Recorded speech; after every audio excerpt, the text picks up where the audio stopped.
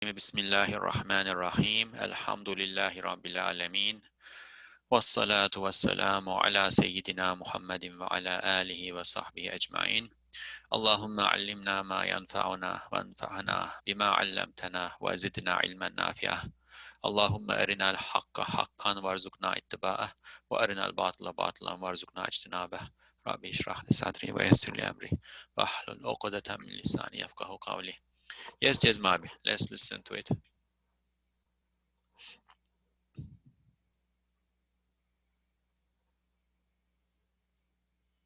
Jezmabi, you are me.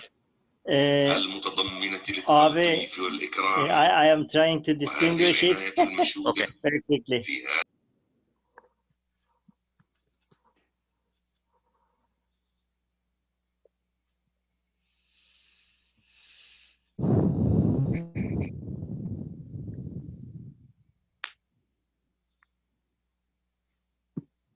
Maybe while Jezmabi tries to arrange the cell phone, we are reading a treatise. It's called the Flashes, and it is composed of, I think, 14 sections that Bediüzzaman Said Nursi, the author, called a flash each.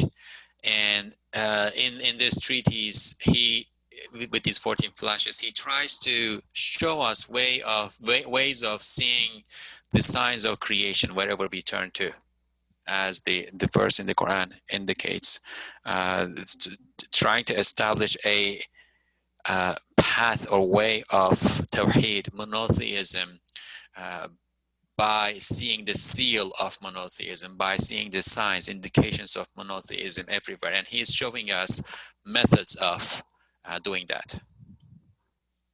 Yes, we can inshallah start, Abi. Okay.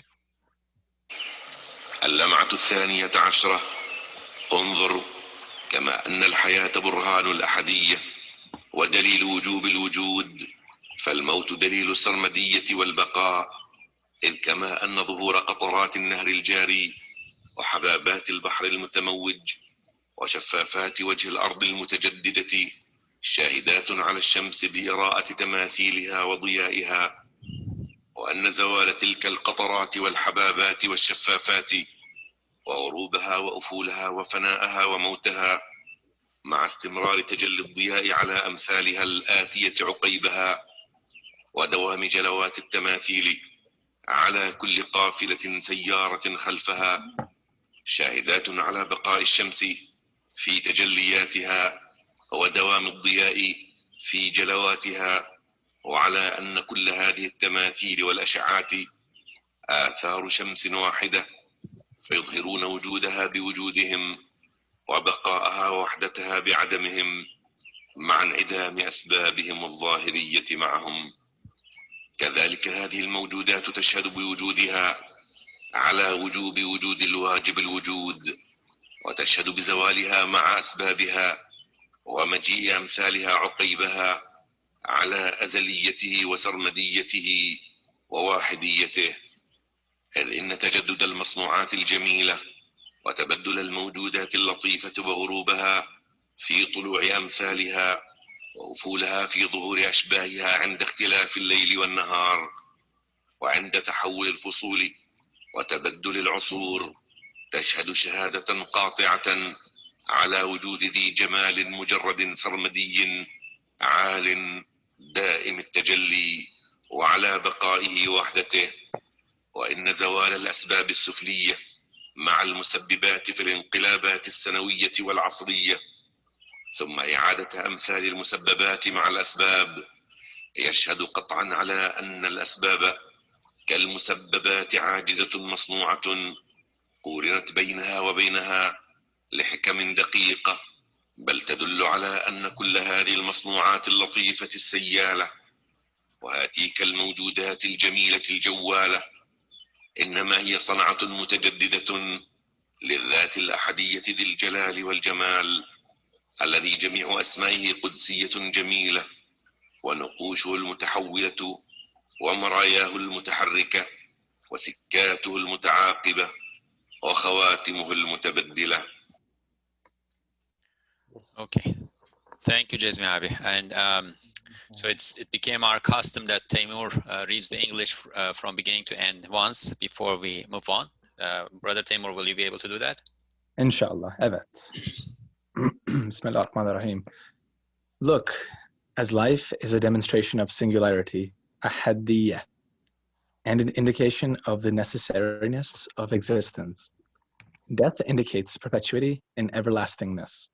Drops on the streaming river, the bubbles on the wavy sea, and transparent things on the earth's renewing face that show the images and light of the sun bear witness to it. The extinction of those drops, bubbles, and transparent things, their setting, disappearance, annihilation, and death, while the manifestation of radiance persists on their similitudes that come after them, as well as the continuation of the reflection of images on all successive convoys in motion, bear witness to the lastingness of the sun in its manifestations, to the continuity of radiance in its reflections, and to that all of these reflections and rays are the imprints of a single sun. They demonstrate its existence with their existence and its lastingness and oneness with their extinction and the simultaneous extinction of their apparent causes with them. Likewise, these existent beings testify with their existence to the necessariness of the existence of the necessarily existent being. And through their extinction simultaneously with their causes, while their similitudes come after them, they testify to his pre-eternality, perpetuity, and oneness. Because indeed the renewal of beautiful creations and the replacement of subtle existent beings as they set at the time of the emergence of their similitudes, their disappearance with the appearance of their likenesses all through the alternations of night and day, the sequence of seasons, and the succession of centuries testify with a definitive testimony to the existence of a perpetual and exalted possessor of essential beauty, with continuous manifestation, and to his everlastingness and oneness.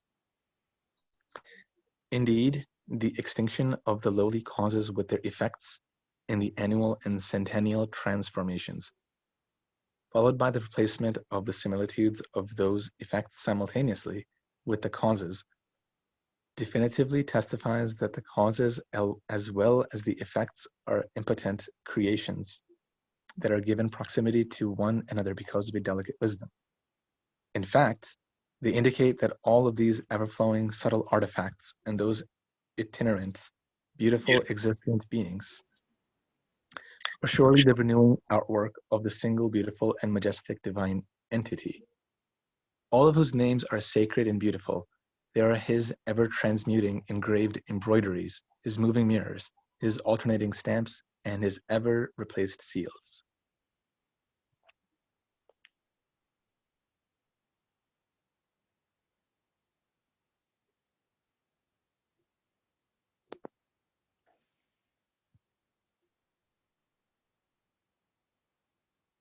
I think you're muted, Mustafa. Yes, okay. Yeah, my microphone. Okay, sorry. Can you hear me now? Yes. Okay. So, so let me try to get the ball rolling, and as usual, feel free to interrupt with questions or insights. It is hopefully supposed to be a discussion. It actually works better when it is when it becomes a discussion. I am also learning. Okay. Mustafa Abi, so one like motif, if you will, or one reoccurring idea is the sun, or Shams. Yes. So sun, bear witness, sun manifestations, imprints of a single sun. So one thing I would like to just get the ideas flowing here. So since ancient times, like ancient societies, even Christianity and all these ancient belief systems, it was the sun that was deified. So people worshiped the sun. Ancient Egypt is a great example. Like they have like the sun god that they believed in. So it's this idea of the sun. And then with science and revolutions, right? Then we realize the sun is just one star among so many stars. And it's not even really that significant to think about it, because there's so many other suns in the entire universe and other galaxies. Yeah. So again, I think the idea is we of course should not be worshiping the sun, but then again, it's also just one star in an ocean of so many stars, some of much bigger than the sun. Betelgeuse. Look at the Arab scientists, like they looked at all the stars and constellations from Greeks and Romans. They realized that there's so much more to it than just this one heliocentric model. Yeah, I mean, we see the motif of the sun a lot in the Risale-i-Nur, and Risale-i-Nur is the name of the collection of books that Bediüzzaman wrote. Epistles of Light might be a translation, or the treatises of light. So the name there is Nur, right? And the word Nur appears many times in Ustad Nursi's life, and he considers the verse of Nur in the Quran as one of his main inspirations. And the metaphor of light, Nur, helps him understand many issues. And the method that is being followed here is the method of the Quran, that representations, metaphors or metonyms are being used in order to help us understand complex, abstract concepts. When we try to understand something, or when we try to explain something to somebody who has not been exposed to that matter before, we do not start from the most complex, most abstract aspect of the issue. We start from things that the person already knows. And I suppose you would have recognized this better if you ever like tried dealing with a small child and tried like explaining things to a small child, right? You start from what is concrete, what already has a place in the person's mind, and you use that to set a, what I like to call a cognitive pattern in the mind. And once that pattern is in place, then you can take it to something that's more abstract, something that may not have been as easy to understand before, but you use that pattern now to help understand the more abstract matter, right? So that's the method of the Quran. I mean, if you open the Quran and read, you will see that there are many places where these representations, metaphors are used, like the metaphor. The very verse of the light is itself a metaphorical, representational verse, right? So Ustad Nursi benefits from the metaphor of light in order to explain many complex issues, and this is one of them, right? So why sun? Why not, some other star that might be, 1,000 times bigger than the sun? Why sun? Because the sun is what we see. That's the most concrete thing for us, right? Every human being, unless the human being is blind, but even the blind people can feel the sun because of the heat, because of the other effects of the sun on the body, right? Every human being sees the sun, knows the sun. It is a most concrete thing, and you know how it functions, right? So what Ustad Nursi is doing here is taking that concrete thing that already has a place in our minds and using it to help us understand something that's more complex and complicated. The important thing here is, or the caveat here is, when we use these representations or metaphors, right, we assume the best. We take what is the best in it.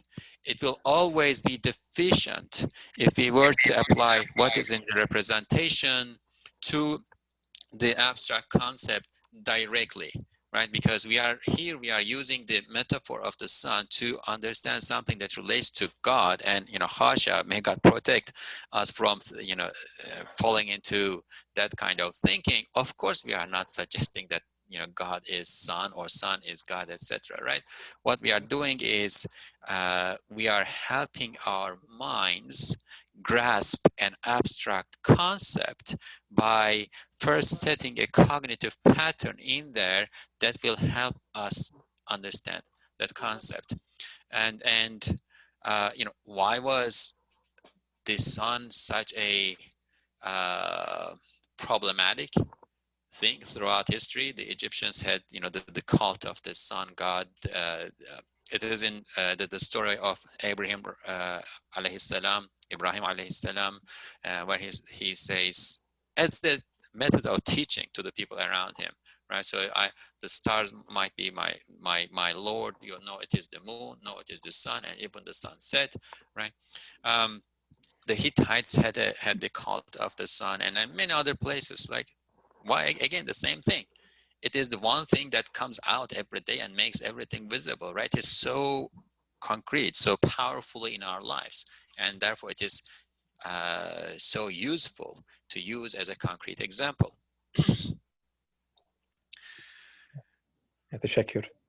Oh, nice. All right, look. As life is a demonstration of singularity and an indication of the necessariness of existence, and this of course refers to the earlier flashes that we read, especially first three, if I'm not mistaken, giving life, living beings, right? There are demonstrations of the singularity of the Creator in all of these, and hadiyya is one word that means oneness, and then wahidiyya is another word that means oneness, and they have slight nuances. We will not go into that here. As life is so we will take that for granted because we went over it before. As life is a demonstration of singularity and an indication of the necessariness of existence, and here necessariness of existence refers to the necessariness of the existence of a creator who is necessarily existent, and that's a very developed concept in the Kalam theological literature and philosophy too. Especially it goes to Avicenna Ibn Sina, where he talked about contingent beings and necessary beings, and that's you can think of that as the most fundamental distinction between that we can grasp between God and creatures, or the creator and created beings. The creator is necessarily existent, meaning that his existence does not depend on the existence of something else. Everything else have contingent existence, or are contingent beings, because their existence depend on the existence of the necessarily existent one. So that's what this sentence is referring to here. As life is a demonstration of singularity and an indication of the necessariness of existence, death indicates perpetuity and everlastingness. And this is the focus, inshallah, today. We have been looking at life. Today, we'll be looking at death, but not in a, let's say, moral, ethical, or character building type of way. And there are many lessons to be taken from death, and the contemplation of death is so important, etc. That's not what we are going to be talking about in this flash, right? We are going to be looking at death, that is the extinction of things in the observed world that we live in, and how that points to how that extinction, how that can we mute the microphone for all? Yeah. How that discontinuity in the observed beings around us tells us that there has to be something, the necessary being, right, that does not come to an end. That is everlasting.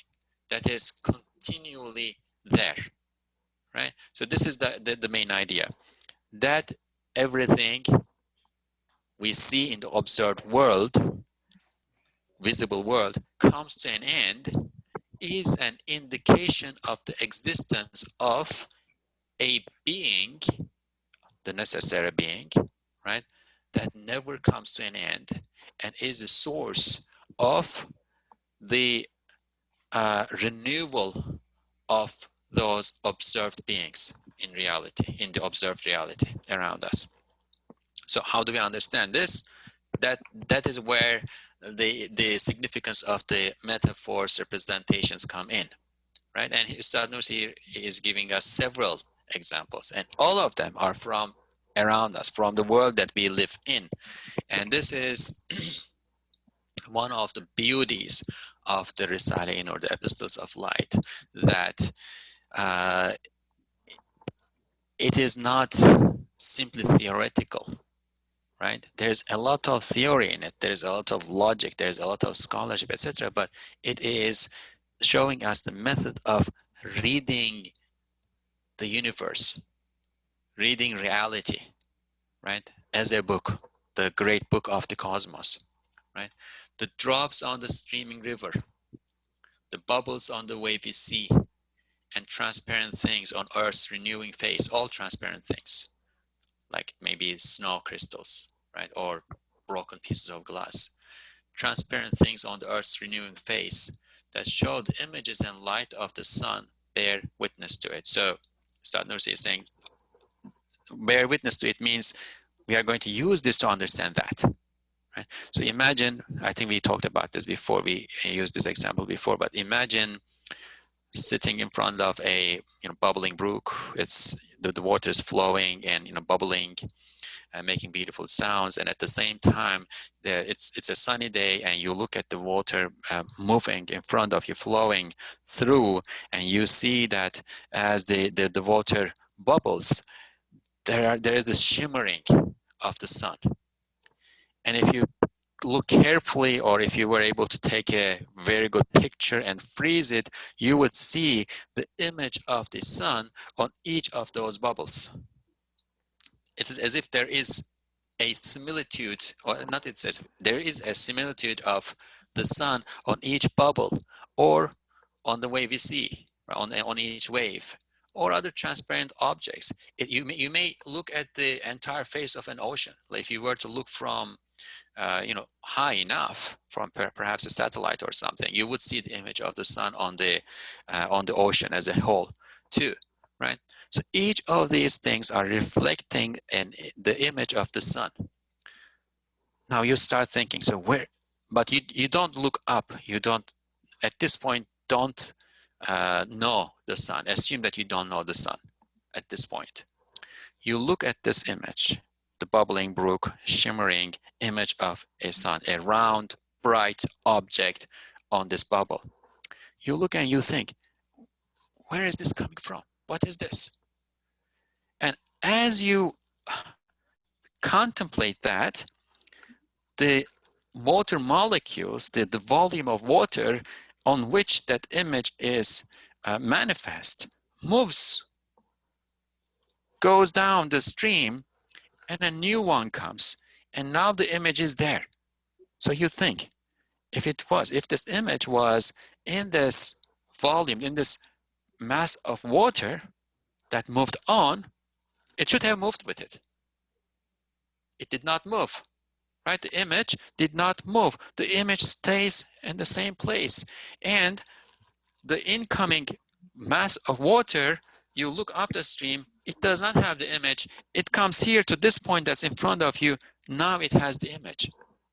Now you think, if this image is in the water, if this light is in the water, it should move with the water.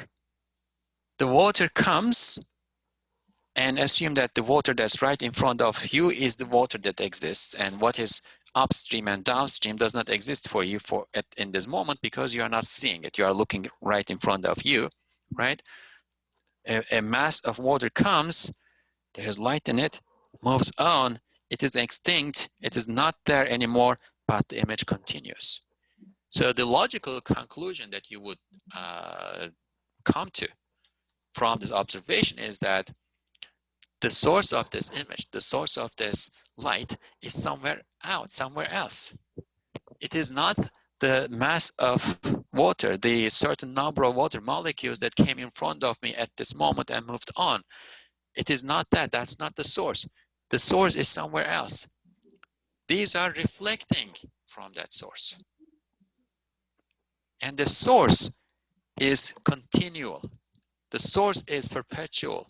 The source does not disappear, extinguish, because as the mass of water that comes in front of me extinguishes, the image is not extinguishing. So that is the concrete example. And I mean, I may have made it more complex than it is, but it is a very simple observation, right? You sit there and you see this, very easy. So how does this bear witness to the perpetuity and everlastingness of the necessarily existent being, which is God, right? So he's going to open the representation a bit more for us. First, the extinction of those drops, those bubbles and transparent things, their setting, disappearance, annihilation, and death. So this is why we are talking about death, right? Each water mass beam that's not in front of you died. While the manifestation of radiance persists on their similitudes that come after them, as well as the continuation of the reflection of images on all successive convoys in motion. So this bears witness to the lastingness of the sun in its manifestations. Now you turn up, perhaps, and you see the sun, and you see, oh, this is the manifestation of this, right? They bear witness to the lastingness of the sun in its manifestations, to the continuity of the radiance in its reflections, and to that all of these reflections and rays are the imprints of a single sun. So you see evidence for the singularity of the sun, and you see evidence for the perpetuity of the sun in what you're observing. They demonstrate its existence with their existence, and its lastingness and oneness with their extinction, and the simultaneous extinction of their apparent causes with them. So the light, right, on the water, and it appears that the water is the cause of this light at first sight, on the face of it, right? That the water appears to be the cause of the light because that's where you see light. But then you see that that light that you saw there disappeared, a new one came, and the water also disappeared, right? So the source has to be somewhere else. A new one came, and there's renewal. And when you look at it, you may think that it is continuous, right? But time is changing. So take time sequences, like think of this as frames of a movie, right? It appears to be moving without interruption, flowing, right? But what's actually happening is that there are, let's say, I don't know, like 100 frames that are moving before your eyes, let's say every minute, and your brain processes it as continuous, right? There are these signals going to your brain, and there are time lapses in there, right? So the source disappeared, the image disappeared, but there came a new one, and then came a new one, and then came a new one. So the source then, the actual source then, is not here, is not in what is disappearing, it is somewhere else. Is this concrete example clear enough? Can everybody like feel it? Well, that's important. We need to be able to visualize and make sense of it before we move on. Inshallah. Yes, Mustafa, Al-Arabi, because you related it to this concrete example of something like you can relate to a child, for example, yeah, right? I think that makes a lot more sense. because it can be very convoluted and really like higher order like thinking, but to make it much more simplified and to make it more universal, I think, let's say, using sun as a motif or as an example, it really helps to like paint a better image. Yeah. So Yeah. better Yeah. understand. Yes. Yeah. I mean, as I said, that's the method of the Quran. That's what Bediüzzaman Zaman Said Nursi learned from the Quran, and he's not the first one. It is the method of Mathnawi, of Mawlana Rumi, many other scholars. Like these are teachers, right? They know what they are dealing with. And at this point, when he was writing this, he was not writing for students. He was writing for himself. But the nafs is also a student. The nafs also always needs to learn. So, if the representation is clear, now we move on to the abstract part of this, but we need to clarify that in reality the sun is abstract, the shimmering water is abstract, the necessarily existing being is the concrete, because he is the real, right? God is the sublime real. He is the true real. He is the truly existent one. He is the necessarily existent one.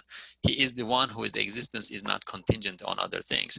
But from our point of view, from the point of view of our limitedness, right? The sun appears to be more concrete. And now what is to come appears to be abstract. That's our limitation. That's not reality.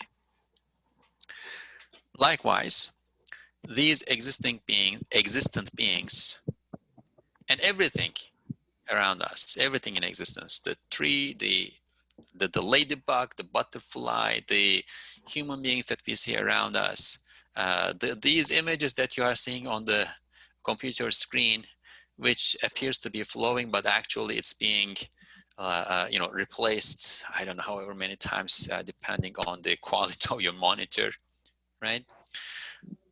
These existent beings testify with their existence to the necessariness of the existence of the necessarily existent being, meaning that their existence is not from themselves, in and of themselves. You look at the let's say the hydrogen atom, and I mean, there's no will, there is no power, there is no consciousness. There's nothing. Just an atom. Just an inanimate being, and it cannot be the source of its own existence. From that, you conclude that its existence has to depend on the existence of something else that is not contingent on something else, right? That has to depend on something whose existence is necessary, not contingent, right? These existent beings testify with their existence to the necessariness of the existence of the necessarily existent being. And again, this is the part that we covered before. And through their extinction, so this is the topic of this flash, through their extinction, simultaneously with their causes, while their similitudes come after them, they testify to his pre-eternality, perpetuity, and oneness, to his being God, right? So we imagine, let's say a mosquito, right? Now, what is the cause of the existence of the mosquito? Now at this point, we are looking at the apparent causes, right? So there needs to be a water source, because that's where mosquitoes lay their eggs. There needs to be a certain temperature. So this is a living being. Whatever is necessary for the existence of this thing, right? There needs to be a certain temperature, water, sunlight, oxygen, etc., etc. Now the thing is that this mosquito exists in the summer, and then when the winter comes, it disappears because the mosquito disappeared, and its apparent causes also disappeared. The water source disappeared. It's either dry or frozen. The sunlight is less. The temperature is lower, right? All these things that correlate with the existence of the mosquito, and therefore appear to be the causes of the existence of the mosquito in our minds, simultaneously disappeared with the mosquito. So they all disappeared,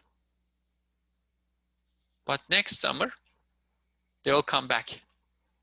There are mosquitoes again, right? So through their extinction, simultaneously with their causes, while their similitudes come after them, they testify to his pre-eternality, perpetuity, and oneness. So there must be a source that's working behind the veil, behind the screen, that is the cause of all of these things. We cannot attribute the existence of, for instance, healing to the medicine, because the medicine disappeared and the healing continues. Because indeed the renewal of beautiful creations and the replacement of subtle existent beings, as they said at the time of the emergence of their similitudes, their disappearance with the appearance of their likenesses, all through the alternations of night and day. Like the night comes, everything disappears, and then next day the light comes again, and then they come back into existence. The sequence of seasons, one spring, billions and billions of creatures everywhere. There comes the winter, they're all dead. And then the next spring, again, this succession of centuries, generations of human beings, generations of trees, right, testify with a definitive testimony to the existence of a perpetual and exalted possessor of essential beauty with continuous manifestation, and to his everlastingness and oneness. So al-Nuri here is emphasizing emphasizing beauty, right? He's not he's talking about existence, but in existence he is emphasizing beauty. One thing that comes to my mind, and if there are insights that are coming to you too, please do share. One thing that comes to my mind is this evidence from necessity, right? It's used in theology. Evidence from necessity, evidence to God's existence from necessity, is something that improves on and goes beyond the evidence of hudus. How do we translate? Like the createdness, maybe. So the original theory, the older evidence that was developed by theologians is that this exists, but this comes from this. Therefore, that comes from that. That comes from that. You cannot keep going in perpetuity all the way. At some point, you have to stop and say, okay, this thing is the originator of everything, and it does not originate. Or the origination. Hudus is originate. It does not originate from anything. It exists in and of itself. Right, so that's the evidence of origination, hudus. Like a train, huh? Say it again, please. Like a train. Yeah, there has to be a locomotive at the front, right? There has to be a car that's pulling everything. Yes. So the evidence from necessity improves on that and says that. Let's say imagine a flower, right? This flower is, let's say, red. Let's say it's a rose. It's a red rose. It smells like rose. It smells beautiful. It is red. It has a certain shape of petals, and etc. etc. It could have been otherwise. It could have been yellow. It could have been. It could have smelled in a different way. It could have smelled like onion. Right? So these are all possibilities. From unlimited number of possibilities, somebody must have designated this rose to be in the form that it is. Because when you're at that stage of possibilities, they're all equal. Like let's simplify this. I can either have a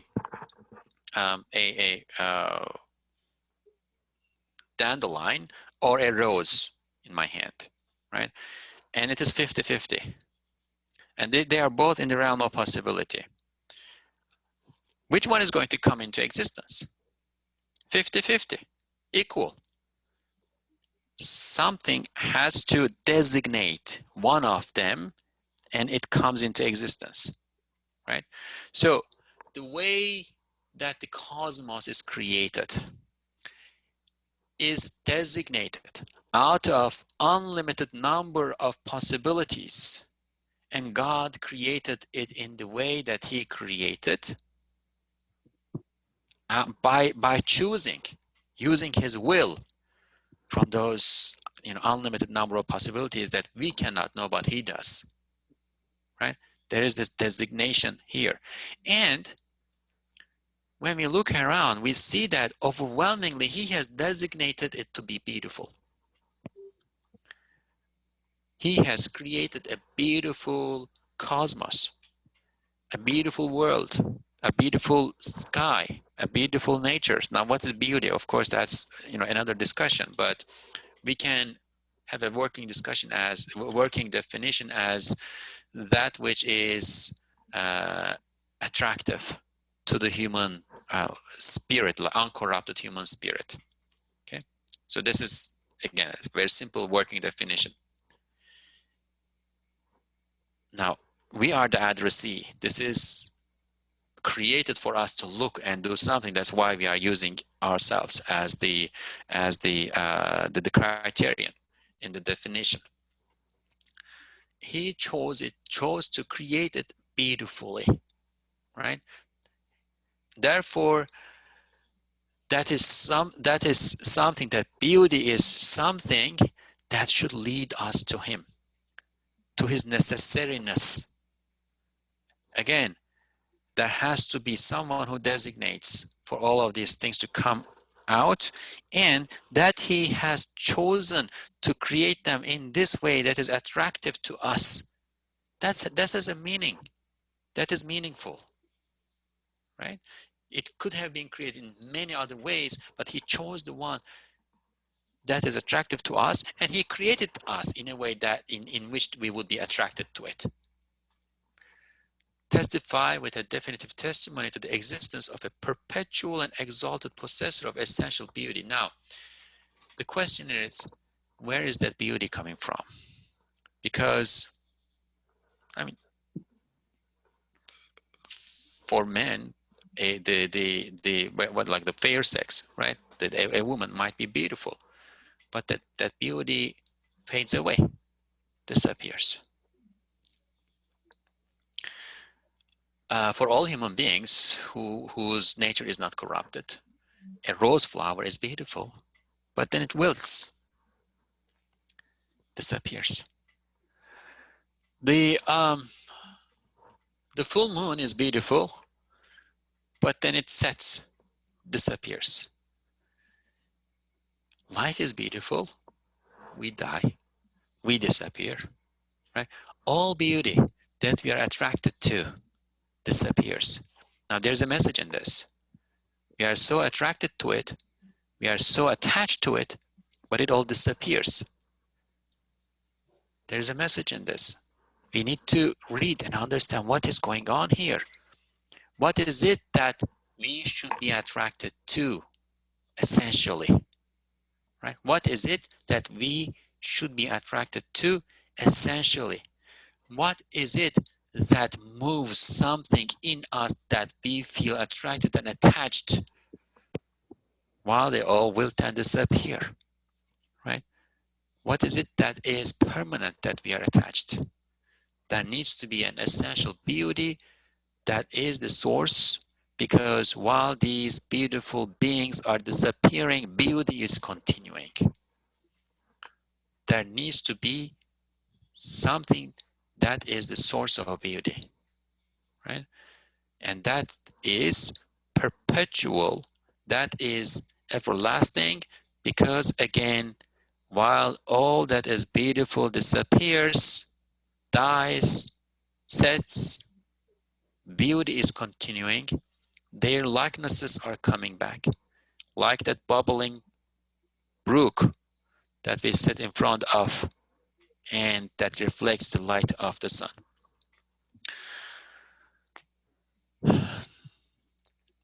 So Mustafa Abi, I just Yes. have one, like, maybe like to play devil's advocate here. How do we differentiate like that choice that you mentioned, like of dandelion versus rose, 50-50? So somebody could say it's a matter of chance or randomness. So how do we as Muslims, people of faith, like really make a strong concrete evidence towards not just randomness or chance, but like an actual originator, the locomotive example? Mm-hmm. Well, I mean, we talked about it a bit, and then Ustad Nursi is actually in the another treatise. Inshallah, we will come to it. Contra, he talks about many answers to this question, but very briefly, my response to that would be, like, when you look around, do you see a random world? Everything There's logic. seems... Yeah, there's logic to it. You know, there is something that maybe there is a creator, but I mean, this is the thing. I mean, everything. One evidence for us. Everything appears to be, when we observe, in harmony and working in a as a single unit. Remember, we talked about system. yes, The universal existence works like a system, right? Everything is working in a system.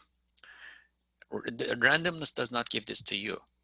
Or take this very idea of beauty, right?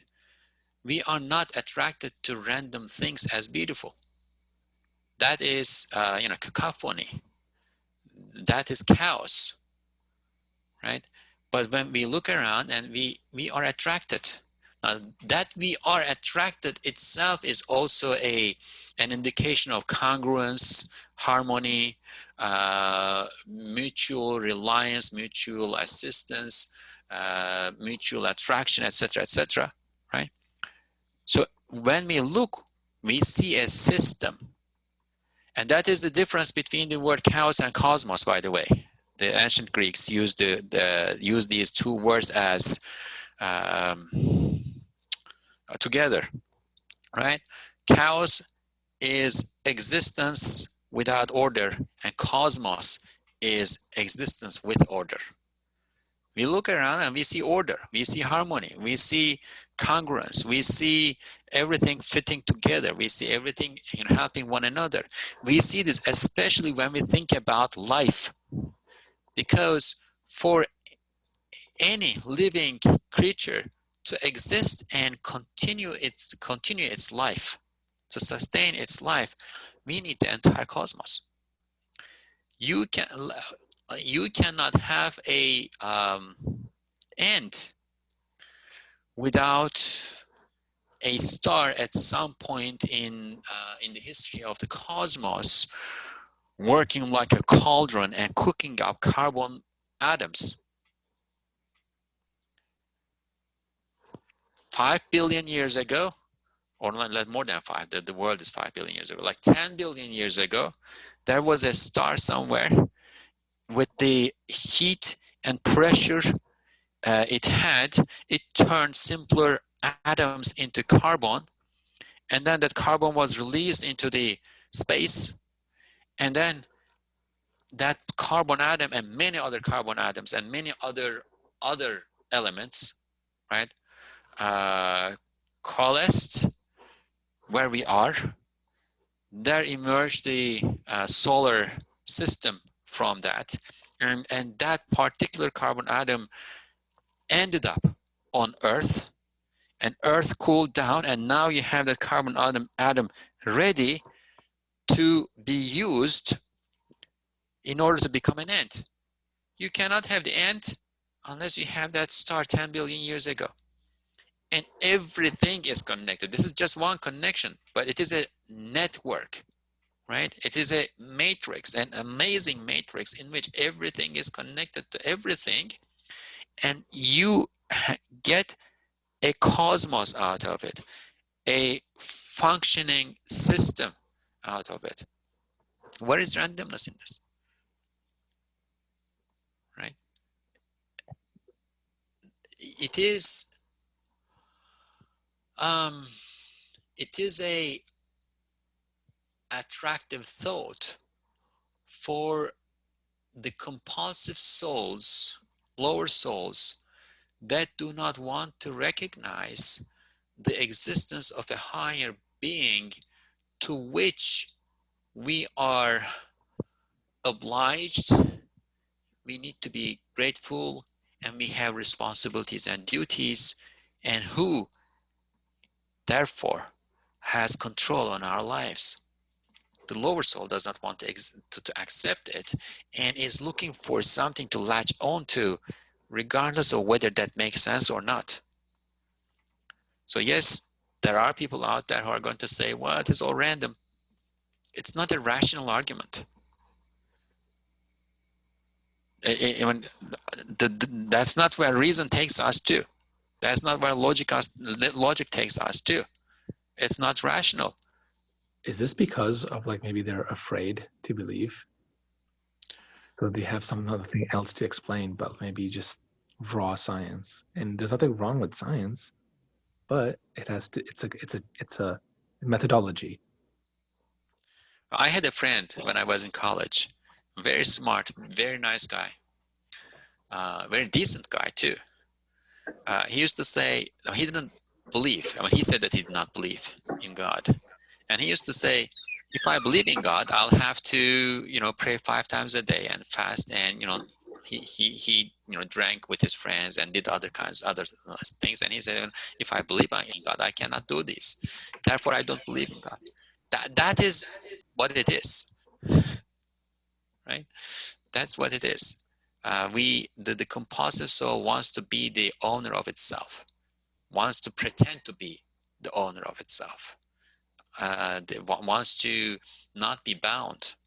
The thing is, that is actually not a nice place to be. That's a horrible place to be, right? Because like when you fall into that randomness, if one truly believed that the cosmos is actually not a cosmos but chaos, that's what things are random means. Like one would, if somebody truly believed in that, right, that person would not be able to walk around, because at any moment the ground can swallow you. That's quite possible, because what is making the ground the firm thing that holds you, right, is the functioning of many molecules and atoms and electrons and protons, etc., in a particular way. One out of, I don't know, a billion possibilities. And randomness means that it can be any other 1 out of a billion possibility next second. If one truly believes in randomness of the existence that we live in, that person should not be able to walk around should not be able to keep his or her mind, should go crazy.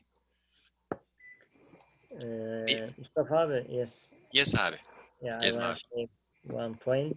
And mostly, your points are very important. Yeah, I want to just add a supporting point.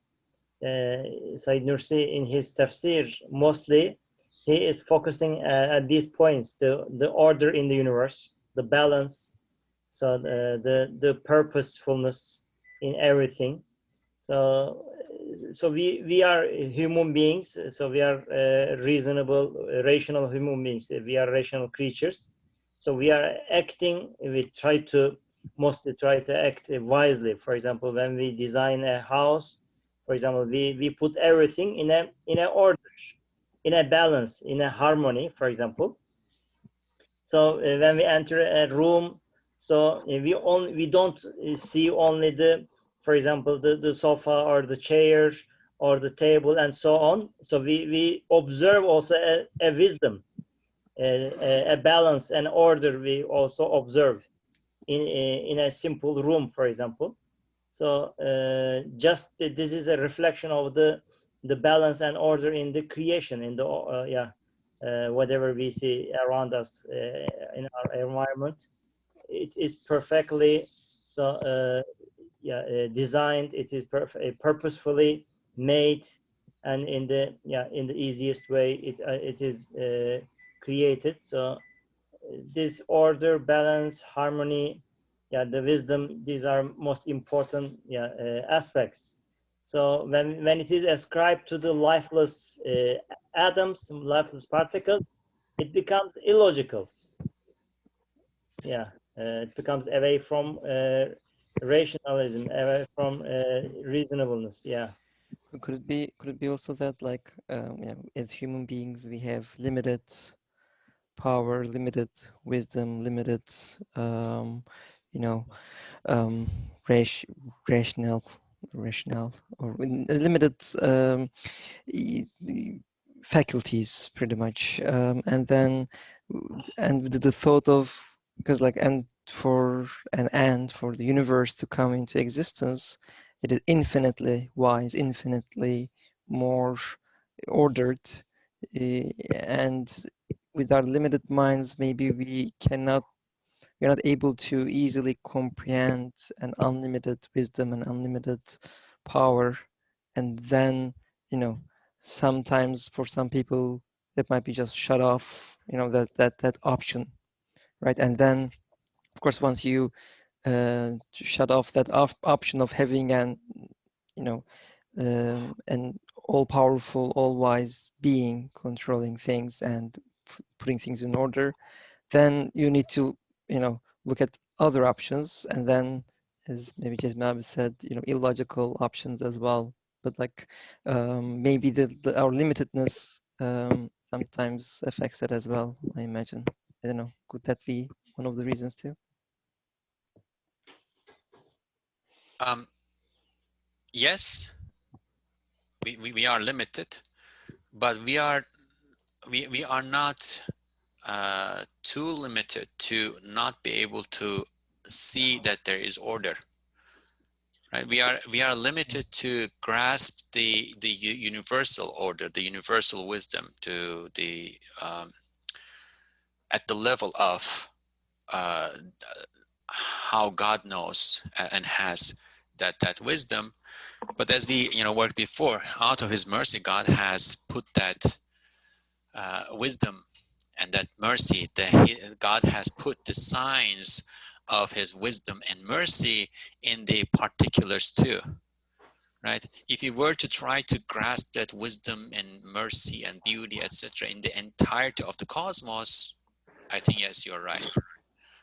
But if you were to look at one flower, if you were to look at one ant, if you were to look at our own body or own thinking, etc., if you were to look at the particulars, that wisdom, that order, etc., are manifest there too, in particulars too. And this is God putting them there out of His mercy to guide us to Himself, right? So ultimately it again goes to the resistance of the lower soul to believing, and then there might be multiple pathways that takes the lower soul to there. It may be arrogance, it may be like maybe overthinking and trying to grasp that wisdom in its entirety, and falling short of it, and then saying, okay, it doesn't exist, right? It might be the vain desires of the soul. I don't want to pray 5 times a day. I don't want to wake up at sunrise, etc. All that kind of stuff. There are many reasons for disbelief, but reason is not one of them. The intellect is not one of them, right? Rational choice is not one of them. Is not one of the reasons for for this belief. I guess that could be a good witness, or how it shows us how much we need also the divine guidance, the revealed scriptures.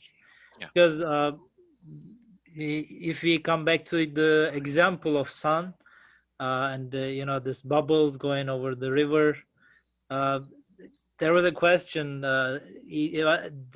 somebody was asking, since everything is changing in the universe, right? So the doer should be somebody who also changes. So when you hear it first time, it sounds logical, but then if we look with the binocular or microscope of the divine revelation, and then we can come to the this sun conclusion. Yes, the bubbles are changing, but there should be something out there, which is constantly overwatching or doesn't change.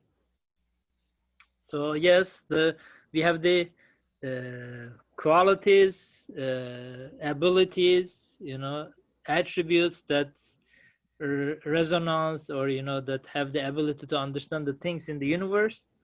But it should be guided also. It needs a teacher. It needs the the messengers, or the guiding books, or the connection with the source, the creator. Otherwise, by itself, it can easily deviate, of course. Yeah, mashallah, yes, that's true.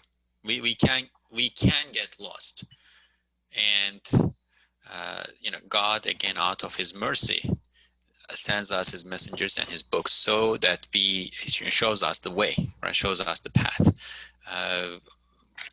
and that's the difference between what Ustad Nursi calls like the wisdom of the Quran and the wisdom of philosophies that are not guided by revelation, right?